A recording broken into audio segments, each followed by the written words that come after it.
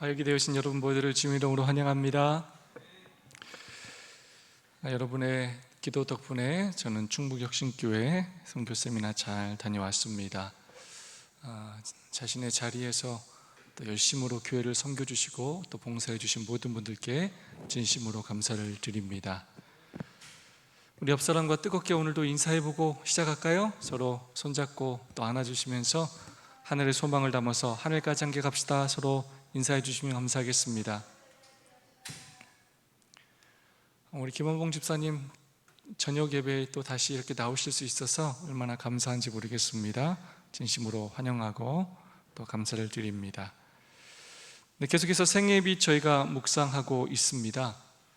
7장 제자가 되는 길 함께 살펴보고 있습니다. 오늘은 그리스도의 품성을 소유하는 유일한 방법이라는 제목의 또 챕터를 묵상하도록 하겠습니다. 제자 되는 길, 어떻게 하면 제자가 될 수 있을지, 이 제목은 우리가 어떤 길을 걸어가야 할지, 어떤 인생을 살아야 할지 가르쳐주는 그런 제목으로 느껴집니다. 여러분은 무엇을 위해서 하십니까? 어떤 길을 걸어가고 계십니까? 무엇이 되기 위해 사십니까? 많은 사람들은 뭐가 되길 원하냐면 부자가 되길 원해요.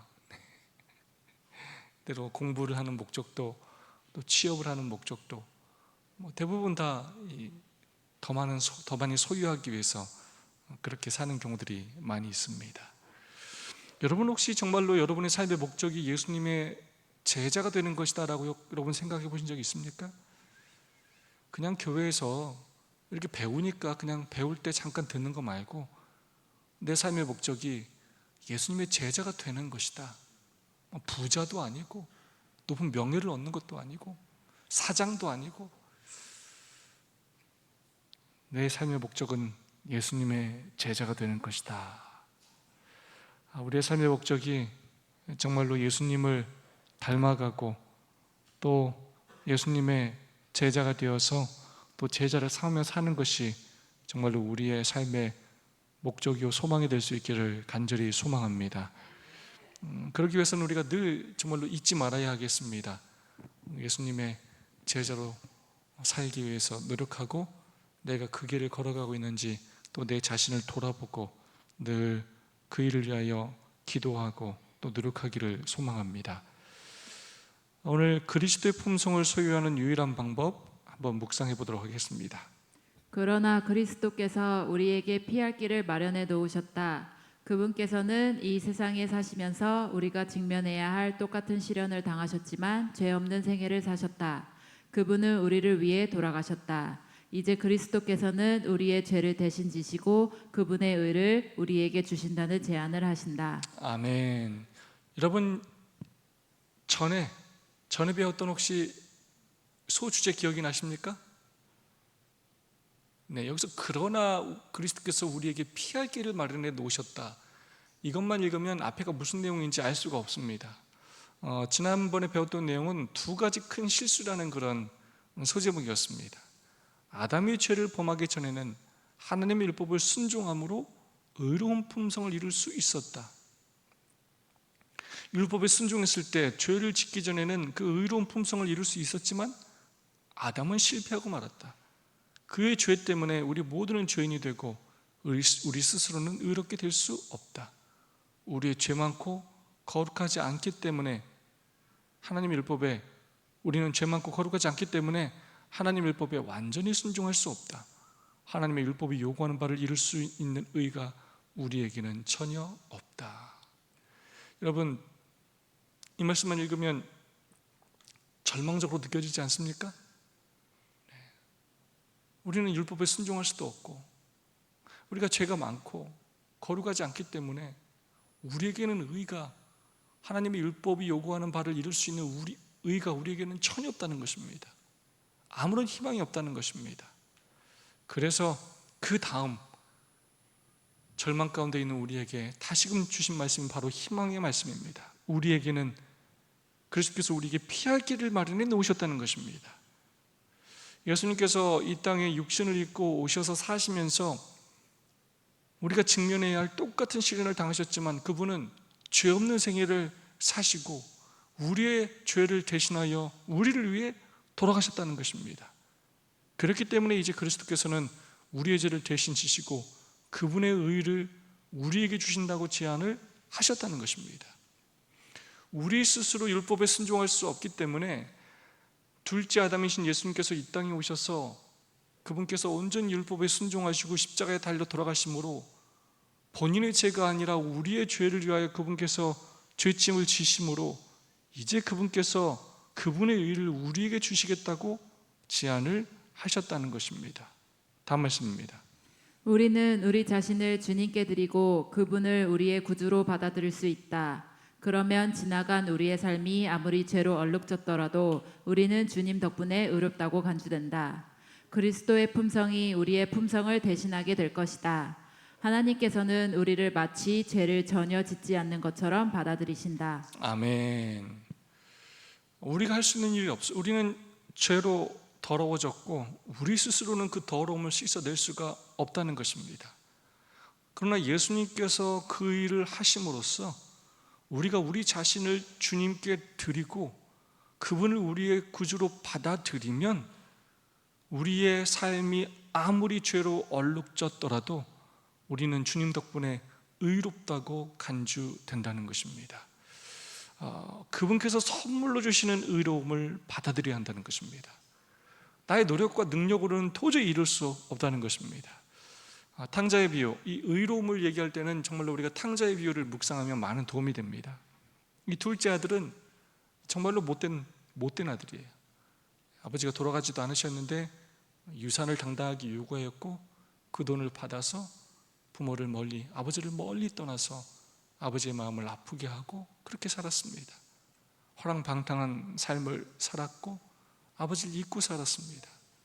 근데 그가 결국 그렇게 다 망하고 결국 아주 비참한 삶을 살다가 그가 결국 아버지 집으로 돌아가는 것이 차라리 낫겠다라는 생각을 하고 그가 아버지의 집으로 돌아올 때 여전히 아버지는 그를 포기하지 않았고 사랑으로 그를 기다리고 있었고 그가 돌아왔을 때 나를 정말로 종의 하나로 여기달라고 했을 때 아버지는 그의 더러운 옷을 정말로 벗겨주시고 의의 옷, 아주 좋은 새 옷을 그렇게 입혀 주셨다는 것입니다. 그리고 종으로 여겨달라고 하는 그에게 아들의 지위를 회복시켜 주셨다는 것입니다. 하나님께서 우리에게 당신의 의의 옷을 입혀주신다는 것입니다. 그때 우리가 할 수 있는 일은 벗지 않으면 된다는 것입니다. 저 안 입어요 하지 않으면 된다는 거예요. 하나님께서 그 의의 옷을 입혀주실 때 감사합니다 하고 받으면 된다는 것입니다. 그리고 남은 삶을 순종하는 삶으로 살면 된다는 것입니다. 지금까지 아버지께 하지 못했던 효도를 하면서 아버지를 기쁘시게 하면서 그렇게 살면 되는 것입니다.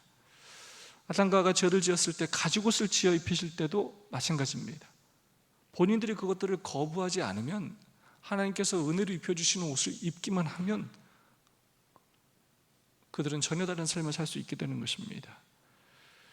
감사한 마음으로 그 옷을 입고 그 은혜에 보답하는 삶을 살면 되는 것입니다.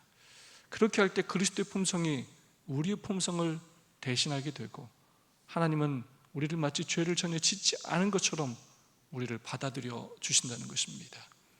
그분께서 그분의 죄값을 피로써 우리의 죄값을 다 치러주셨기 때문에 우리가 전혀 죄를 짓지 않는 사람처럼 우리를 당신의 자녀로 받아들여 주신다는 것입니다. 우리 선승 성도님이 이제 10월에 침례를 받는데 침례를 받는 것은 바로 이것과 똑같습니다. 과거에 많은 하나님을 모르는 가운데 지었던 많은 그런 죄짐들, 죄의 문제들, 그 모든 것들 사실 그 과오를 그 죄책감들을 나 혼자서는 씻을 수가 없습니다. 하지만 예수 그리스도의 십자가를 믿음으로 그분께서 주시는 그 구원의 선물, 의의 선물을 감사함으로 받아들임으로 그분께서 입혀주시는 거룩한 의의 옷을 입음으로 이제 의롭다고 될 뿐만 아니라 이제 그분의 품성이 우리 손승리 성도님의 품성이 되게 하실 것이고, 점점 하나님을 닮은 사람으로, 예수님의 품성으로 그렇게 변화시켜 주신다는 것입니다. 다음 말씀입니다. 더욱이 그리스도께서 우리의 마음을 변화시키신다. 믿음으로 그분께서 우리 마음에 거하시게 된다. 믿음으로 그분을 우리 마음에 붙들고 그분께서 우리의 모든 선택을 인도하시도록 해야 한다. 우리가 이렇게 할 때 그분께서 우리 안에 역사하시고 우리는 그분을 기쁘게 하는 일들을 하게 된다. 그때 우리는 이제 내가 육체 가운데 사는 것은 나를 사랑하사 나를 위하여 자기 자신을 버리신 하나님의 아들을 믿는 믿음 안에서 사는 것이라 라고 말하게 될 것이다. 네, 하나님께서 거저주시는 그 예수 그리스도를 통하여 거저주신 놀라운 구원의 선물을, 그 의의 옷을 입혀주시는 그 옷을 감사함으로 받아들인 다음에 하나님께서 어떠한 일을 하시냐면 예수님을 통하여 우리의 마음을 변화시키신다는 것입니다. 믿음으로 그분께서 우리 마음에 거하시게 되면 우리의 마음이 차츰차츰 전혀 다른 그런 마음들로 변화가 된다는 것입니다. 술에 어쩌면 중독된 그런 내 마음이 정말로 술이 싫어지고, 담배를 끊지 못했던 그런 마음들이 또 담배를 피고 싶은 그런 욕구가 사라지고, 나쁜 죄를 사랑했던 그 마음이 죄가 미워지고 하나님을 사랑하는 마음으로, 또 헌신하고자 하는 마음으로 점점 우리의 마음을 변화시켜 주신다는 것입니다. 언제 사람의 마음이 변화되느냐? 은혜를 경험할 때 마음이 변화됩니다. 하나님께서 그 의의 옷을 입혀주실 때 언제 그것을 감사히 여기냐면, 내가 입고 있는 옷이 더럽다고 느낄 때, 나의 능력으로는 아무것도 할 수 없고 희망이 없다고 느낄 때 그 입혀주시는 옷을 감사하게 여기게 되는 것입니다. 그 은혜를 경험할 때 마음이 변화됩니다. 하나님의 사랑과 은혜는 우리의 죄된 마음을 변화시키는 놀라운 능력이 있으십니다. 믿음으로 그분을 우리 마음에 붙들고 그분께서 우리의 모든 선택을 인도하시도록 해야 한다. 그 다음부터 우리가 그리스도의 품성을 소유할 수 있는 그 방법은 바로 예수님께서 우리 마음에 거하시도록 해야 한다는 것입니다. 예수님께서 옷을 입혀주시고 내 것이다 라고 하고 그렇게 의롭다 칭해 주셨을 때 한 번의 경험으로 끝나는 것이 아니라 우리는 끊임없이 날마다 믿음으로 그분께서 우리 마음에 거하시도록 요청을 드려야 한다는 것입니다. 믿음으로 그분을 우리 마음에 붙들고 하나님의 임재를 간구하고 내 마음에 하나님 역사해달라고 하나님께 요청하고 그분께서 우리의 모든 선택을 인도하시도록 해야 한다. 자, 굉장히 중요한 표현이 나옵니다. 그리스도의 품성을 소유할 수 있는 굉장히 중요한 방법이 나와요. 예수님의 임재, 예수님 내 마음에 역사해달라고 기도해야 합니다. 그 다음에 두 번째, 그냥 역사해주세요, 역사해주세요만 하면 안 되고 굉장히 중요한 표현이 나와요. 모든 선택을 인도하시도록 요청해야 합니다. 내가 오늘 어떤 선택을 하든지 그 선택이 나의 선택이 아니라 하나님의 선택이 될 수 있도록, 하나님이 원하시는 선택이 될 수 있도록 저의 생각과 마음을 인도해 달라고 기도해야 한다는 것입니다. 역사해 주시고 하나님이 저의 구원자이심을 믿고 하나님께서 저에게 의로운 옷을 입혀주셨음을 믿기 때문에 저는 새로운 삶을 살기를 원합니다. 성령 하나님 역사해 주시고 제가 오늘 하는 모든 선택이 저 개인의 이기적인 선택이 아닌 예수님의 마음으로 예수님의 뜻대로 하는 그런 선택이 될 수 있도록 인도해 주시옵소서라고 기도해야 한다는 것입니다. 마음의 동기가 하나님을 닮아가도록, 우리의 의지가 하나님께서 원하시는 것을 갈망하도록 그런 마음을 달라고 기도해야 한다는 것입니다. 중요한 표현 한번, 모든 선택을 인도하시도록 기도해야 하는 것. 또 두 번째 굉장히 중요한 표현이 나와요. 우리가 그렇게 하면 하나님은 우리의 기도를 들어주시기를 기뻐하시는 분이기 때문에 우리 안에 그분은 역사하십니다. 그리고 우리는 그분을 기쁘게 하는 일들을 하게 된다는 것입니다. 자, 굉장히 중요한 표현이 나와요. 자, 우리가 그리스도의 품성을 닮아갈 수 있는 방법은 뭐냐면 늘 우리가 어떤 일을 하기를 늘 이렇게 노력하면서 살아야 된다고요? 누구를 기쁘게 하는 일이요? 네, 예수 그리스도를 기쁘게 하는 일들을 하게 해달라고 기도하고 노력해야 된다는 것입니다. 내가 기뻐하는 일 말고, 다른 사람이 기뻐하는 일 말고, 물론 그것이 하나님이 기뻐하시는 일과 일치하면 정말 가장 좋은 일이고, 우리의 가장 구체적이고 궁극적인 관심과 목표가 하나님을 기쁘게 하는 일들이 되어야 한다는 것입니다. 그것이 우리의 삶의 모든 선택이 되어야 한다는 것입니다. 그때 우리는 이제 내가 육체 가운데 사는 것은 나를 사랑하사 나를 위하여 자기 자신을 버리신 하나님의 아들을 믿는 믿음 안에서 사는 것이라 라고 말하게 될 것이다. 너 왜 그렇게 사냐? 너 맨날 왜 그렇게 사냐? 자신의 유익도 아니고 또 가족의 유익도 아니고 정말 늘 하나님의 기뻐하시는 일이 무엇인지를 이렇게 노력하고 고민하고 하나님의 뜻대로 선택하며 살 때 우린 뭐라고 고백한다고요?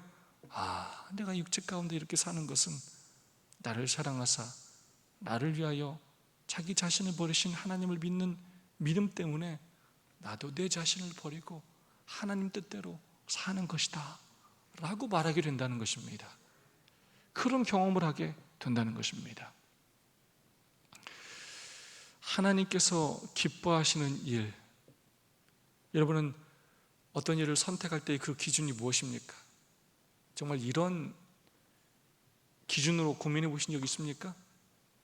앞으로의 우리의 삶에서의 어떤 선택을 해야 될 때 정말 이것이 하나님께서 기뻐하시는 일인가 늘 고민하고 선택할 수 있기를 소망합니다. 여러분, 언제 상대방이 기뻐하는 일을 하려고 노력해 보셨습니까? 제가 곰곰이 생각해 봤어요. 언제 내가 누군가를 기뻐하게 하려고 고민했을까 하면 가장 많이 생각나는 건 결국 연애할 때인 것 같아요. 어쨌든 연애할 때는 상대방을 정말로 기쁘고 행복해 해주려고 그렇게 늘 노력했던 것 같아요. 또 목사로서 제가 언제 또 그런 생각을 하나 돌아보면 어떻게 하면 또 성도들을 기쁘고 행복하게 해줄까 뭐 이런 생각을 할 때가 많았던 것 같고, 또 자녀들에게도 마찬가지입니다. 우리 자녀들을 또 기쁘고 행복하게 해줄까, 어떻게 놀아주면 좋을까, 뭘 사주면 좋을까, 늘 그런 고민을 했던 것 같습니다. 근데 그게 다 한마디로 언제냐면 진짜 사랑할 때예요. 언제 상대방을 기쁘게 해주고 싶다고요? 뭐 할 때요? 진짜 사랑할 때. 진짜 사랑하면 그 상대방을 속상하게 하고 싶지 않아요. 상대방이 속상하면 나도 속상해요. 기분이 나빠요. 내가 행복해지지가 않아요. 내 자식이 울고 있으면 나도 가슴이 아프고, 내가 사랑하는 사람이 마음 아파하면 나도 아픈 것입니다. 우리의 성도들이 힘들어하고 아파하고 주저앉으면 그게 힘든 것입니다. 그것이 바로 사랑이라는 것입니다. 우리가 진짜 하나님을 사랑하게 된다면 우리는 정말 고민하게 될 거예요. 어떻게 하면 내가 하나님을 기쁘시게 할 수 있을까? 그런 고민을 하게 되는 것입니다. 우리 한 장로님이 늘 그 소그룹 시간에 그런 고백을 하는 걸 제가 많이 들었던 것 같아요. 요즘에 이제 회사를 방문하는 우리 여러 사람들에게 이렇게 두유를 선물하실 때 그분들이 많이 행복해 하신다고요? 네. 그분들이 기뻐하는 모습을 보니까 또 누가 기뻐요? 하나님도 기쁘고 우리 장로님도 기쁘시죠? 네. 이 기쁨이라는 것은 또 상대방이 기뻐하면서 누가 기뻐진다고요? 내 자신이 기뻐져요. 네. 그걸 통해서 우리의 품성이 자꾸 누굴 닮아가는 거라고요? 예수 그리스도를 닮아가는 거예요.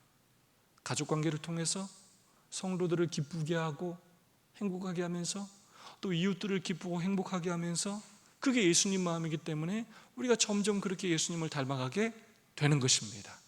그래서 우리의 삶의 목적이 나를 기쁘게 하는 것, 그건 이기적인 쾌락을 추구하는 것이고, 다른 사람을 기쁘고 행복하게 하는 것, 그것을 위하여 우리가 예수님처럼 더욱더 고민하고, 예수님께서 우리의 마음의 동기를 주장하시고 올바른 선택을 하실 수 있도록 역사해 달라고 그렇게 기도하는 우리 모두가 될 수 있기를 소망합니다. 다음 말씀입니다. 예수께서는 그 제자들에게 말하는 이는 너희가 아니라 너희 속에서 말씀하시는 이 곧 너희 아버지의 성령이시니라 라고 말씀하셨다. 그러면 우리는 우리 속에서 역사하시는 그리스도와 함께 마치 그분께서 하시듯 행하게 되고 그분의 선한 일을 하게 될 것이다. 우리의 생애는 순종 곧 의가 이루는 일을 나타낼 것이다. 이 하나님과 같이 되는 것이 무엇인가 굉장히 어쩌면 너무 추상적이고 어렵게 느껴질 수 있는데, 이번 이 제자가 되는 길에서 우리에게 그 방법을 다시 한번 자세히 말씀해 주시고 계십니다. 믿음으로 그분께서 우리에게 입혀주시는 그 의를 믿고 그분의 임재를 간구하고